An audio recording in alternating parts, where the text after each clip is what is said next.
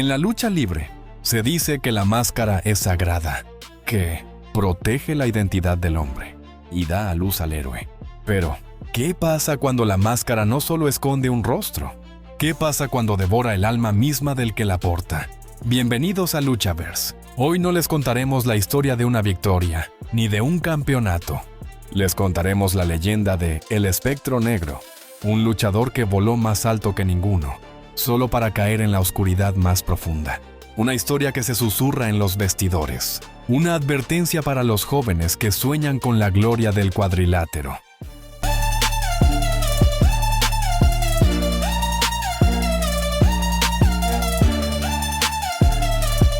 Antes de ser el Espectro Negro, era simplemente Raúl, un joven de un barrio humilde con un sueño.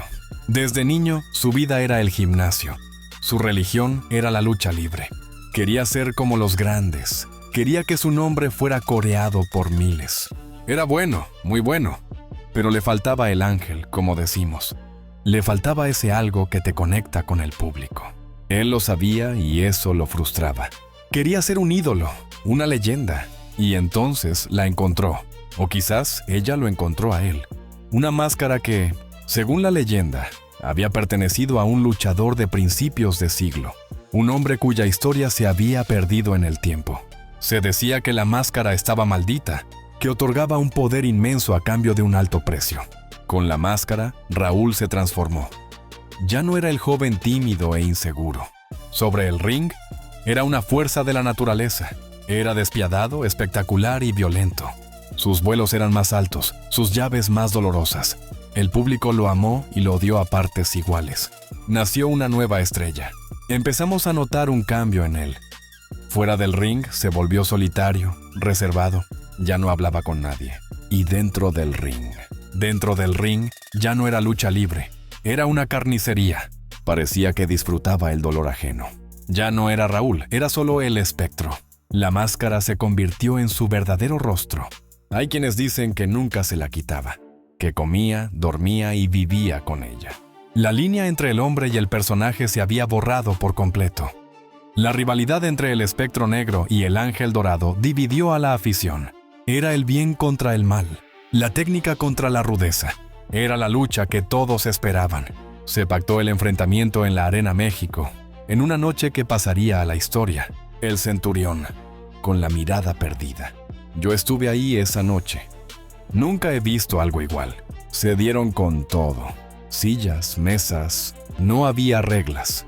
Parecía que de verdad se iban a matar. En ese momento, debajo de la máscara, algo se rompió. Quizás fue un destello de Raúl, el joven que solo quería ser amado por la gente. Quizás se dio cuenta de en qué se había convertido. La ley de la lucha libre es clara. En una lucha de apuestas, la máscara se paga con honor. El Espectro Negro debía revelar su rostro al mundo. El Centurión. No era él, no era Raúl. Era un extraño. Nunca supimos quién era ese hombre. Estaba en una especie de trance. No hablaba, no reaccionaba.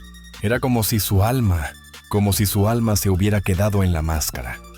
Del hombre que portó la máscara del Espectro Negro esa noche, nunca más se supo.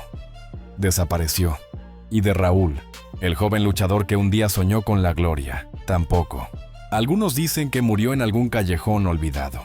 Otros, los más viejos, los que creen en las viejas leyendas, dicen que su alma sigue atrapada en esa máscara.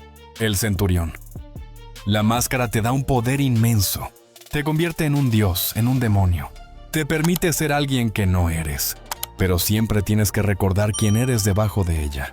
Porque si lo olvidas, la máscara te lo cobra y te quita lo más valioso que tienes, tu alma.